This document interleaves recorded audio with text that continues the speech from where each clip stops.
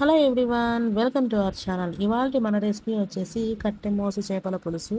ఈ కర్రీని మా అమ్మగారు ప్రిపేర్ చేశారండి. చాలా అంటే చాలా టేస్టీగా ఉండింది.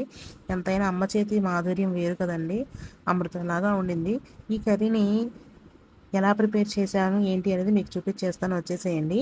ఇదేనండి కట్టె మోసు చేప, 2.5 kgs ఉండిందండి. ఈ కర్రీని చాలా ఈజీగా ప్రిపేర్ చేసేయచ్చు. వచ్చేసేయండి.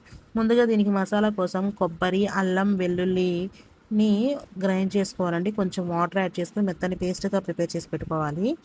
కర్రీ కోసం ఆనియన్స్ కట్ చేసి పెట్టుకోవాలి అండ్ చింతపండును కూడా రెడీ చేసి పెట్టుకోవాలి.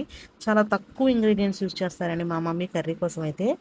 ముందుగా ఒక ప్యాన్ తీసుకొని ఆయిల్ యాడ్ చేసుకున్నారు. అందులోకి ఆయిల్ కొంచెమే యాడ్ చేశారండి, ఎందుకంటే మేము చాలా తక్కువ ఆయిల్ యూస్ చేస్తాను. సో మేము తినాలి కాబట్టి ఆయిల్ తక్కువ యాడ్ చేసుకున్నారు.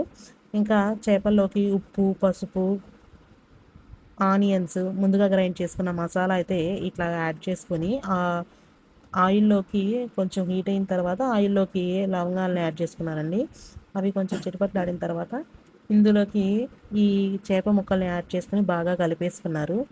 కలిపిన తర్వాత ఇందులోకి కొంచెం మసాలా జార్లోవి కొంచెం వాటర్ యాడ్ చేసుకుని ఆ వాటర్ని యాడ్ చేసుకున్నారు. మూత పెట్టి ఒక 2 minutes ఉడికించిన తర్వాత మూత తీసేసి ఇందులోకి కారాన్ని యాడ్ చేసి కారం ముక్కలకు బాగా పట్టేలాగా ఒక 5 minutes అట్లా కలుపుకొని ఒక 2 minutes ఉడికిన తర్వాత ఇందులోకి మనం ముందుగా రెడీ చేసి పెట్టుకున్న చింతపండు గుజ్జుని ఇందులో యాడ్ చేశారు. ఇప్పుడు ఈ చింతపండు గుజ్జును నీట్గా ఒకసారి కలిపేసుకొని మూత పెట్టేసి ఒక 5 minutes ఉడికిచ్చేస్తే మన కట్టె మోస చేపల కర్రీ అయితే రెడీ అయిపోయిందండి. ఈ కర్రీ అయితే చాలా టేస్టీగా ఉండింది. అందులోనూ మా అమ్మ చేస్తే చేపల కర్రీ చాలా బాగుంటుందండి. చాలా అందరికీ నచ్చుతుంది కూడా. మీరు కూడా ఈ కర్రీని ఒకసారి ట్రై చేయండి. మీకు ఎలా వచ్చిందో నాకు కామెంట్ చేయండి.